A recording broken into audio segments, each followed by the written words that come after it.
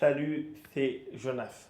Aujourd'hui, je vais te parler des 6 pensées, attitudes que tu dois chasser le plus rapidement de ton esprit pour gagner un match et surtout pour ne pas le perdre. Alors, la première pensée, c'est j'ai pas de sensation, tu t'échauffes, t'as pas de sensation, c'est je vais perdre tout le monde aujourd'hui. Ça, c'est la pensée que tout le monde a déjà eue, évidemment. Alors, tout le monde a déjà eu. Tu arrives à l'échauffement, tu fais ton truc, et puis là, bah, tu serres mal, tu t'aspines pas bien, tu bouges pas bien, tu t'échauffes, mais voilà, il y a un truc, tu sens pas grand-chose. L'adversaire t'aspine, tu fais plein de fautes directes, il n'y a rien qui va, quoi. À l'échauffement, en tout cas, il n'y a rien qui va. Ce que je peux te dire, c'est que voilà, faut être capable de chasser rapidement parce que lorsque tu vas commencer ton premier match, réellement tous les compteurs vont être remis à zéro. Parce qu'en fait, il existe 10, 15 raisons pour lesquelles parfois, à l'échauffement, tu peux être dans ton club, dans ta salle, sur ta table que tu connais par cœur, avec les balles que tu connais par cœur, mais pour laquelle, bah, ce jour-là, bah, à l'échauffement en tout cas, il n'y a rien qui va. Ton top-spin, il sort pas pareil de la raquette, ni le revers, ni le coup droit, tu bloques pas bien, tes services, ils n'ont pas autant d'effet, tu essaies de servir court, la balle, elle sort 2 fois sur 3. Donc voilà, il n'y a rien qui va à l'échauffement. Et donc, du coup, la première pensée qui te vient à l'esprit, c'est oh là là, si je joue aussi mal, bah, je vais perdre tout le monde, quoi. C'est pas possible. Mais l'échauffement, c'est l'échauffement. Et en fait, la principale différence, pourquoi il faut être capable de chasser ces pensées-là parce qu'en fait, ton état d'esprit va être différent entre ton échauffement et ton match. L'adversaire que tu joues, tu l'as jamais joué, ou tu l'as déjà joué, mais bon, tu ne joues pas tous les jours. C'est pas la même chose. T'as pas la même pression, il n'a pas la même pression. Il va pas te faire les mêmes services, les mêmes remises que ton partenaire d'entraînement. Parce que vous vous connaissez, donc forcément, s'il est dans ton équipe, c'est qu'en plus vous avez des niveaux assez similaires dans la majorité des cas. Donc en plus, vous jouez souvent ensemble à l'échauffement, match d'entraînement, etc. Donc il y a tout un tas de raisons annexes qui font que parfois, même si l'échauffement est tout à fait classique, tu arrives à l'heure et tout, il n'y a absolument aucun souci de ce côté-là, tu ne vas pas avoir de sensation. Et donc, j'en vois beaucoup, et je sais qu'il y en a beaucoup qui tout de suite se crispent, alors que ce n'est pas une raison suffisante. Il faut attendre effectivement d'arriver dans cette première rencontre, de commencer à jouer, de se bagarrer, d'essayer de mettre son jeu en place. Et si là, ça se passe très très mal, que tu perds effectivement en n'ayant rien proposé, bah après il faut savoir se faire violence. Bon, ça c'est un autre sujet. Effectivement, ici, moi ça m'est arrivé encore l'année dernière, j'ai raté mes premiers matchs d'indice. Bon, bah voilà, après je me suis fait violence. Voilà, c'était vraiment pas une journée où il n'y avait rien qui me fonctionnait. Je jouais très très très mal. Non, c'était il y a 2 ans. Il y a 2 ans quand je suis revenu dans il n'y avait rien qui fonctionnait. Et ben voilà, je me suis fait violence, j'ai réussi à me maintenir parce que sinon, voilà, bah, si on se laisse happer mentalement dans une spirale négative, bah, effectivement, là, les défaites vont s'enchaîner et ça ne suffira pas de faire un ou deux bons top spin, un ou deux bons blocs pour ressortir dans cette journée-là en tout cas, parce que demain est un autre jour, mais pour que dans cette journée-là en tout cas, tu sois capable de reproduire un minimum de niveau de jeu et puis gagner quand même les matchs que tu dois gagner, les joueurs qui ont 200 points de moins que toi, bah, même si c'est pas une bonne journée, c'est pas une raison pour qu'ils te roulent dessus. Je devrais me dire, voilà, c'est jamais une raison, mais même si c'est une journée où tu n'as pas de sensation, où ça se passe pas bien au début de journée, bah, il faut être capable de se ressaisir. Donc, ne présume rien avant d'être arrivé vraiment à la table, avant au moins d'avoir joué ce premier match en entier. Parce que des milliers de fois, ça m'est également arrivé, mais comme à tous les joueurs, tu vas avoir des sensations, mais vraiment pourries à l'échauffement, et tu vas arriver, tu vas faire les 3 ou 4 meilleurs matchs de ta vie, entre guillemets. Tu vas avoir un super niveau de jeu. Sur 4 matchs, tu vas en gagner 3, tu vas en perdre un, mais un joueur plus fort, super accroché. Et parfois, c'est vraiment l'inverse. Tu sens super bien la balle à l'échauffement, ton top il part bien, tu l'accroches, tu remets super bien, ok, et tu arrives en match officiel, et là, il ne se passe plus rien. T'as plus de sensation, tes services ils étaient bien courts, coupés comme tu voulais et ça montait pas. Là, tout d'un coup, ils sortent de la table, tu te prends des tops dessus, tu te fais agresser. Tu as l'impression de bien servir, ton adversaire te fait que des flips, il te remet tendu, tu es complètement dépassé. Donc voilà, faut absolument rien, euh, faut absolument rien présumer. Ton échauffement ne présume rien. S'il est fait de façon correcte en tout cas, ne présume rien de ce qui va se passer dans le match réel. La deuxième pensée, moi, que je t'invite à faire, c'est lorsque tu es distancé dans un set, te débarrasser des deux-trois derniers points du set en se disant, voilà, je vais revenir avec de meilleures intentions le set suivant. Il n'y a rien de plus dur, il n'y a rien de plus dur que d'être capable de jouer plusieurs points d'affilée avec beaucoup de concentration. Et donc c'est pour ça que même si tu t'es fait distancer au début d'un set, accroche-toi sur la fin du set parce que si tu réussis à grappiller, ou même si tu les perds, mais que tu es vraiment concentré pour essayer de bien les jouer et de gagner ces points-là, tu as déjà enclenché en fait ce cycle. En fait, c'est là tu vas enclencher un cycle positif vraiment. Parce que même si tu les perds ces points-là, ton adversaire il va devoir jouer des coups parce que tu lui donnes pas, tu les balances pas, tu essayes de faire une bonne remise, bah, il doit te spinner. En plus, il va s'épuiser, bah, il va quand même ressentir une certaine forme de pression parce qu'il va voir que tu n'es pas un adversaire qu'il doit prendre à la légère. Et tout ça, après tu vas aller, il gagne le set, ok. Tant encore mieux si tu réussis à grappiller quelques points et il gagne le set à la fin. Très bien, ok. Mais donc là, ça t'a déjà permis de te relancer pour la suite du match, hein, c'est ça qui est important. Ton niveau de concentration, grâce à cet effort mental que tu as fait, il est remonté et tu vas aborder de façon beaucoup plus sereine le set suivant. Typiquement, c'est voilà, le premier set, il y a 8-3 pour mon adversaire, 9-3. Je vois également beaucoup trop de joueurs qui se disent voilà, je lâche les deux derniers points, je fais pas d'effort et après, comme si en un espèce de claquement de doigts, tu allais pouvoir revenir à la table, te reconcentrer à 3000%. Et du coup, voilà, c'est seulement à la fin, au début du deuxième set que tu vas te remettre de la concentration, remettre de l'intentionnalité, alors qu'en le faisant dès le départ, dès à ce moment-là, sans lâcher en fait ce que tu étais déjà en train de faire, sans vouloir te reposer trop tôt ou trop vite, tu vas pouvoir réenclencher. Et dans certains cas, cette envie-là va te mener à aller chercher le set. Parce que parfois, même sur un adversaire qui a ton classement, bah, il va rater, il va avoir des opportunités, tu vas avoir un peu de réussite, mais comme tu t'es arraché, et puis il y avait 8-3, 9-9, 9-5, et puis tu te retrouves à 10-18, et puis il rate une balle facile, et tu reviens à 10-10, et t'arraches le set 13-11.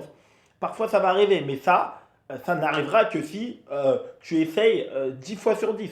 Une fois sur 10, deux fois sur 10, bah, tu vas être super mal embarqué. Mais comme tu vas vouloir, tu te dis, bon, ok, je peux peut-être pas gagner le set. Moi, comme toi, c'est normal, hein, s'il y a 8-3, 9-3, c'est qu'a priori le set il est un peu fini. Mais en voulant réenclencher, en voulant au moins se dire, voilà, je continue de produire mon tennis de table, je ne lâche pas trop tôt. Globalement, le seul moment où tu dois lâcher, c'est quand le match est terminé. Petit aparté. Mais je ne lâche pas le set trop vite, trop tôt. Je reste concentré, j'essaye de commencer à trouver des petites solutions, puisque visiblement tout ce que j'ai proposé, c'est amplement pas suffisant, puisque l'adversaire me domine. Mais en mettant ce petit push, si tu le fais bien, tu vas réussir à grappiller 2-3 points, ça va déjà t'enclencher. Et le set suivant, voilà, j'ai déjà des nouvelles idées par rapport à ce que je faisais mal au début du set. Nous, set suivant, si je pars bien devant, bah, c'est souvent les cas où justement tu prends un peu d'avance, c'est toi du coup qui fais un peu la course en tête, et tout d'un coup, alors que pourtant l'adversaire il t'a éclaté le set d'avant plutôt facilement, globalement, même si tu as regrappé quelques points et que tu finis à 11-5, 11-6, bah, tu réussis toi aussi à creuser cet écart parce que dès la fin du set, tu lui as pas lâché, tu as continué à proposer une nouvelle chose, tu as trouvé des petites solutions que tu as implémentées de la bonne façon dès le début du set suivant. Et donc, du coup, ça t'a permis bah, de reprendre l'ascendant sur l'adversaire. Et donc, du coup, voilà, il n'y a rien de plus dur que de dire voilà, je relâche les points, ces deux, trois derniers points, et je me reconcentrerai et je retournerai à fond, comme si d'un moment à un autre, parce que parfois on a envie, mais ça met du temps. Parfois tu vas avoir envie, mais ça va mettre du temps. C'est pour ça que ces deux, trois derniers points, il faut déjà les utiliser. Surtout si l'adversaire voilà, il a pris plein de points d'avance et qu'il t'a globalement dominé, il faut vraiment les utiliser pour relancer une nouvelle dynamique pour ton jeu. Le troisième point, c'est plutôt une attitude, c'est également un état d'esprit, c'est de s'occuper de plus du match d'un partenaire qui joue à côté que de ton propre match. Ça, c'est une erreur que j'ai faite une à deux fois dans ma vie. La dernière fois que je l'ai faite, j'étais tout gamin, je ne l'ai plus jamais refaite. Pourquoi? Parce que bah, on est en train de jouer, on est en compétition, bah, il y a un résultat d'équipe, et bah, tu connais le score, et donc, du coup, tu vois ton partenaire qui est en train de faire malmener, et du coup, bah, tu sors complètement de ton match, quoi. Donc, pour la petite histoire, moi, ça m'est arrivé quand j'étais jeune. Heureusement, c'était un championnat annexe. Alors, j'étais mené 2-0 contre un adversaire, il y avait 100 points de moins, et je n'arrêtais pas de penser au score final en regardant le match de mon partenaire. Heureusement, l'un de mes partenaires s'en est rendu compte, et il me voit, il m'a dit Jonas, tu te concentres, là, tu es en train de regarder le match d'à côté, tu peux rien y faire.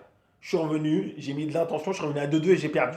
Plus jamais j'ai fait cette erreur. Alors, plein de fois encore, même cette année, même l'année dernière, bah, de temps en temps, ça m'arrive, mais hop, Maintenant, c'est vraiment toute ma carrière, j'ai vraiment pris l'habitude, ça m'a vraiment marqué, quelque chose qui m'a marqué.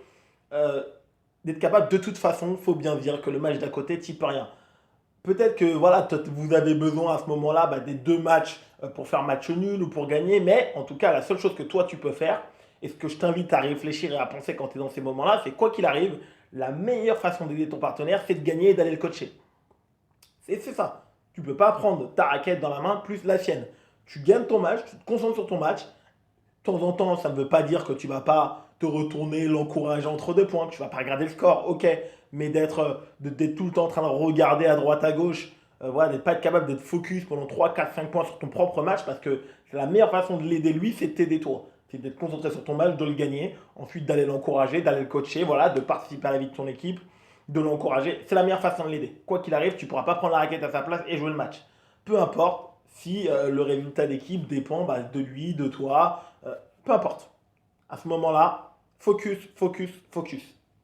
La quatrième pensée négative que tu dois chasser, c'est penser à la contre trop tôt, trop vite. Penser à la contre trop tôt et trop vite. Euh, des, des centaines de fois en carrière, tu vas te retrouver dans la situation où tu vas être mené de 7-0, de 7-1, 3-1, 4-1, 5-2. Ouais, ok, l'adversaire il joue bien, tu es en galère, tu es en difficulté, tu joues forcément pas ton meilleur tennis de table. Et là, si tu n'es pas capable de chasser cette pensée pour te concentrer, parce que ce que j'appelle une contre, évidemment, un adversaire qui a au moins 120, 150 points de moins, voilà, en dessous, 60, 80 points, ok, on va penser à un contre, mais ça va être marginal. Mais vraiment 150, 120 points, qui est une vraie différence de niveau, pas juste tu as fait un meilleur mois et lui il n'a pas fait un bon mois et ça crée un écart de 40 points. Non, une vraie contre. Euh, à chaque fois, si tu penses à la contre trop tôt, tu vas lâcher. Alors que lorsque tu es sur un adversaire qui a 150 points de moins, évidemment que la différence n'est pas technique. Tu as une meilleure technique que ton adversaire qui est en face de toi. C'est tactique. Donc là, il faut que tu réfléchisses. Qu'est-ce qui fait que sur mon au service et en remise, principalement pour changer l'état des lieux qui est que je suis dominé, qu'est-ce qui fait tactiquement sur mes placements, sur mes défaites, sur mes services, le placement de mon premier démarrage, sur mes premières touches de balle en termes tactiques, qu'est-ce qui fait qu'il m'a dominé. Et avec cet écart-là, il suffit que tu trouves une solution en service, une solution en remise pour rééquilibrer la balance très rapidement parce que tu es meilleur que ton adversaire. Et ensuite, une fois que la pression va revenir sur lui, avec naturellement, 8 fois sur 10, tu vas les gagner. Même 9 fois sur 10, tu vas les gagner. Sinon, évidemment, tu serais beaucoup plus bas. Ça, je le vois beaucoup, notamment lorsque les joueurs ils jouent depuis un certain temps. Ils commencent à penser à la contre trop tôt, trop vite. Du coup, ils s'agacent. Ils en oublient ça, ce que je viens de te dire, qu'ils sont meilleurs que leur adversaire techniquement, mais il faut qu'ils trouvent le petit chemin où passer, le petit trou de souris où passer tactiquement pour renverser la vapeur. Et une fois que tu as ce genre de réflexe et que tu n'es plus capable de chasser cette pensée pour te reconcentrer sur l'essentiel, à chaque fois que tu fais ça, tu vas faire la contre, puis une autre, puis une autre, puis une autre. Et effectivement, ton niveau, c'est souvent le cas des joueurs qui ont joué depuis un certain âge, même pas forcément ceux qui ont commencé à 8 ans, mais ceux qui jouent depuis la vingtaine. À partir d'un certain moment, ils commencent à s'énerver trop tôt, ils pensent à la contre trop tôt, ils s'énervent et du coup, ils perdent de plus en plus de matchs et effectivement, année après année, c'est l'une des raisons, alors c'est pas la seule, mais c'est l'une des raisons pour laquelle leur niveau, effectivement, finalement, ils descendent de classement année après année, année après année. Alors, ils ne perdent pas 400 points d'une année sur l'autre, mais voilà, ils perdent 30 points, 40 points, 15 points, 20 points, 10 points, 15 points, selon le niveau technique, etc. Il y a plein de paramètres là-dedans. Donc, chasse ces pensées-là. Lorsque tu es même dominé par l'instinct, même 2-0, si tu es réellement plus fort que lui, plus de 150 points et plus, une ou deux solutions tactiques suffisent amplement à renverser la vapeur et à mettre 3-7 et à mettre 2-7. Et c'est, encore voilà, comme j'ai pris l'exemple de 2-1 parce que c'est assez rare d'être mené 2-0 sur un adversaire qui a 150 points de moins. En général, on réussit à passer au moins un partout. Donc, voilà, plus souvent on est mené 2-1 et là, voilà, même si on ne prend pas un bon départ, on a encore, en étant capable de rester solide mentalement dans la tête, en chassant un peu ses pensées, en réfléchissant sur ce qu'on a à faire, 8 fois sur 10, 9 fois sur 10, on va gagner ce match-là, effectivement, bah, on va en perdre parce que également, s'il a 150 points de moins, bah, il est pas si loin que ça et donc il sait faire plein de choses pour nous embêter. La cinquième pensée que tu dois chasser, c'est de ne penser qu'à la défaite quand tu ne remets pas un service sur la table. C'est-à-dire le joueur il sert, tu fais filet, dehors, ouais, monte, tu te prends une baigne. Alors, tu as deux choses auxquelles tu dois penser dans ce cas-là. Premièrement, bah, si tu ne remets pas un service, l'adversaire ne doit pas remettre un service. Donc là, tu dois te débrouiller pour avoir une qualité de service qui se rapproche de la sienne. S'il est capable de te faire la faute directe ou de faire des remises catastrophiques, bah, toi, tu dois avoir cette même qualité de service-là. Ça m'est déjà arrivé, comme à plein de pongistes. Euh, à certains moments, j'ai joué quelques matchs dans ma vie très étranges où je faisais le service, le joueur il mangeait, il la remettait et je l'allumais, il la remettait mal, je l'allumais ou il faisait la faute. Et il faisait le service et je la mangeais direct ou j'essayais de bien la remettre mais je la ratais et je me prends une boîte. Et on arrive à 10, à 12, à 10, 12 comme ça, on se dit c'est le joueur. Aucun des deux n'est capable. Bah voilà, si le joueur est capable de le faire, tu dois monter en niveau, monter en compétence à ce moment-là. Tu dois lui répondre. La deuxième pensée que je t'invite à... Voilà, tu ne dois pas tout de suite tourner dans le négatif en te disant oh là là, j'arrive pas à mettre un service. Ouais, ok, mais si lui non plus ne remet pas un de tes services correctement, vous êtes à égalité. Donc ça, c'est le premier point. Le deuxième point, c'est d'essayer de reprendre l'avantage aussi en se disant on est au tennis de table, il suffit que tu remettes légèrement mieux son service pour que tout de suite, la difficulté pour lui, pour marquer le point en un coup de raquette ou en deux coups de raquette avec de la sécurité, ça devienne beaucoup, beaucoup, beaucoup plus dur. C'est ça qui est intéressant en tennis de table, c'est que il suffit d'améliorer légèrement ta remise pour que la difficulté pour ton adversaire de te battre en un ou deux coups de raquette, ce soit beaucoup plus dur, qu'il soit obligé là, derrière, il va être obligé de repousser, il va être obligé de faire un top, et donc toi, plus tu vas augmenter progressivement, alors tu n'as pas besoin de passer de rien à tout ça, tu n'as pas besoin de passer de rien à remise magnifique. Juste, j'améliore légèrement au fur et à mesure ma remise et le niveau de difficulté pour mon adversaire va augmenter. Et derrière, moi, si j'ai réussi, comme je te l'ai dit, à garder cette qualité de service où lui, par contre, il continue de mal remettre, je vais réussir à prendre l'ascendant. Et donc voilà, la première pensée qui vient à dire, comme je ne remets pas un service sur la table, le match est perdu, on la chasse. On cherche des solutions tactiques. Et la sixième raison, où tu te dis que tu vas forcément perdre le match, c'est lorsque tu as réussi à prendre l'ascendant sur ton adversaire en changeant deux trois fois de tactique, par exemple en un 7,5, 2-7. Et en fait, bah, l'adversaire il réussit toujours dans un assez court laps de temps à s'adapter. Donc tu trouves une solution, un service, une remise, un premier top, un bon enchaînement, il s'adapte. Il trouve une solution contraire. Tu refais autre chose, il s'adapte. Tu rechanges un petit peu, il s'adapte. Et donc du coup là, bah, naturellement, ça peut être assez désespérant de se dire voilà, j'ai déjà fait ça, ça, ça. Est-ce qu'il vaut mieux naturellement, tu pourrais dire bon bah je vais aller là-dessus encore. Mais le problème de ça, c'est que plus tu vas chercher de solutions, alors c'est très bien de chercher de nouvelles solutions, mais c'est que plus tu vas aller toi dans une zone d'inconfort où la qualité de tes balles ne sera pas top.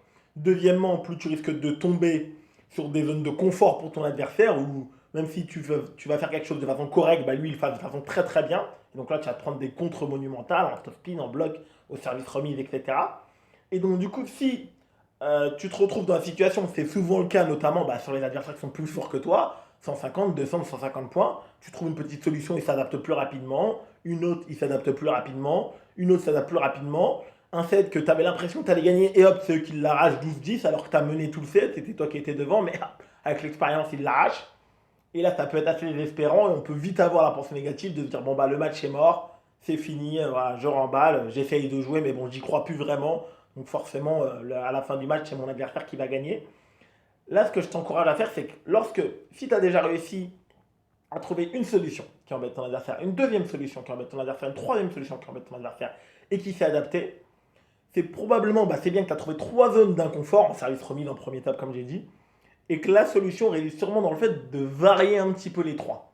Et après, là, il n'y a pas vraiment. Et après, tout ne sera qu'une question de dosage. Parce que si tu as trouvé trois zones d'inconfort, des enchaînements, des services, des remises, qui t'ont permis à des moments voilà, de rester à 2 points d'avance sur ton adversaire, ça suffit. Mais qu'il a fini par s'adapter parce que tu l'as trop répété, donc forcément il est plus fort que toi, il te renvoie des balles de meilleure qualité, tu fais la faute avant lui. Probablement, à partir de 2, c'est pas assez, mais à partir de 3 solutions techniques et tactiques, Le fait de varier les trois avec un certain dosage, on fait une, puis une autre, puis deux fois celle-là, puis une fois celle-l'autre, la numéro 2, etc. C'est probablement comme ça que l'adversaire là, il va avoir beaucoup trop d'incertitudes. En gardant évidemment la qualité de ta balle, il aura beaucoup trop d'incertitudes, ton adversaire, pour savoir qu'est-ce que tu vas faire. Et si tu réussis à mettre cela en place, bah là tu vas complètement, ou en tout cas de façon assez efficace, reprendre l'avantage dans le match. Mais surtout, voilà, chasser cette première pensée négative qui va arriver, de se dire voilà, j'ai changé, j'ai essayé, c'est bon, c'est fini, il a repris l'avantage. Souvent là-dedans, si j'ai déjà trouvé deux, trois solutions, au moins trois ou quatre solutions différentes qui l'ont vraiment embêté, et que j'ai des moments j'étais un petit peu devant, voilà, c'est souvent en variant ces deux, trois solutions à différents moments dans ton set que tu vas réussir à reprendre l'ascendant et à vraiment contrôler les sets que tu dois gagner. Comme d'habitude, mets-moi en commentaire ce que tu en penses. Je te souhaite bien sûr un excellent entraînement et ciao.